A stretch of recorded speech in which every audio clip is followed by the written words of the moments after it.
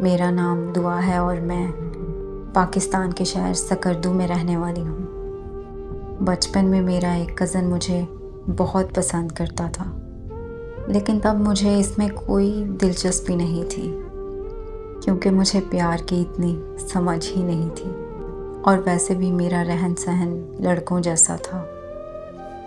وقت گزرتا گیا اور مجھے اس میں دلچسپی ہونے لگی۔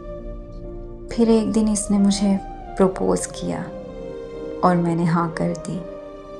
بچپن کی محبت کا بھی ایک اپنا ہی مزہ ہوتا ہے۔ ہم ہر وقت ایک دوسرے کے خیالوں میں کھوئے رہتے تھے۔ ایک دوسرے کو دور سے دیکھ لینا ہی ہمارے لیے ملاقات ہوتا تھا۔ ہمیں ڈر بھی لگتا تھا کہ ہماری محبت کا کسی کو پتہ نہ چل جائے۔ وہ وقت میری زندگی کا سب سے زیادہ خوبصورت وقت تھا۔ پھر اسے پڑھائی کرنے کے لیے پشاور شہر جانا پڑا۔ میں ہر وقت اس کے خیالوں میں کھوئی رہتی اور اس کا انتظار کرتی۔ 5 سال گزر گئے، مگر اسے دیکھنا بھی نصیب نہ ہوا۔ پھر ہمیں اس کے بھائی کی شادی کا دعوت نامہ ملا، اور وہ صرف دعوت نامہ نہیں بلکہ میرے لیے اس سے ملاقات کا موقع تھا۔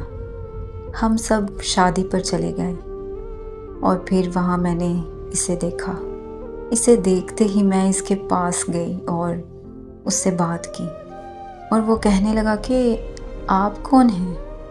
میں نے آپ کو پہچانا نہیں۔ یہ سن کر میرا دل تکلیف سے چکنا چور ہو گیا۔ جس کا کئی سالوں تک انتظار کیا، وہ تو مجھے پہچاننے سے بھی انکار کر گیا۔ لیکن پھر سمجھ آیا کہ غلطی اس کی نہیں۔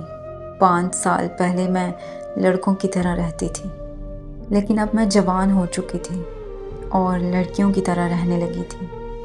پھر اسے پتہ چلا کہ میں اس کی بچپن کی دوست دعا ہوں، تو وہ مجھ سے معافی مانگتے ہوئے کہنے لگا کہ تم تو بہت بدل گئی ہو۔ پھر اس نے مجھے اپنا فون نمبر دیا، اور جب میں گھر واپس آئی تو میں نے اسے میسج کر دیا، اور اس طرح ہماری آپس میں بات ہونے لگی۔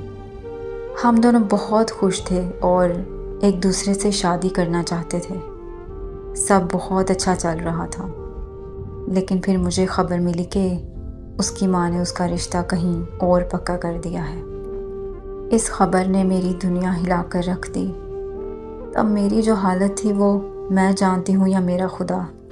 میں نے اس سے بات کی تو کہنے لگا کہ یہ سب میں نے اپنی ماں کے لیے کیا ہے۔ تب میں خاموش ہونے کے علاوہ کچھ نہیں کر پائی۔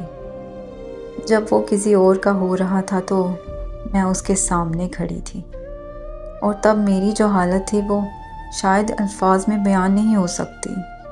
جی کر رہا تھا کہ بھاگ کر اس کے گلے لگ جاؤں اور کہوں کہ پلیز میرے ساتھ ایسا مت کرو، مگر میں وہاں چپ چاپ کھڑی رہی، بس اس کو دیکھتی جا رہی تھی۔ وہ میری آنکھوں کے سامنے کسی اور کا ہو گیا۔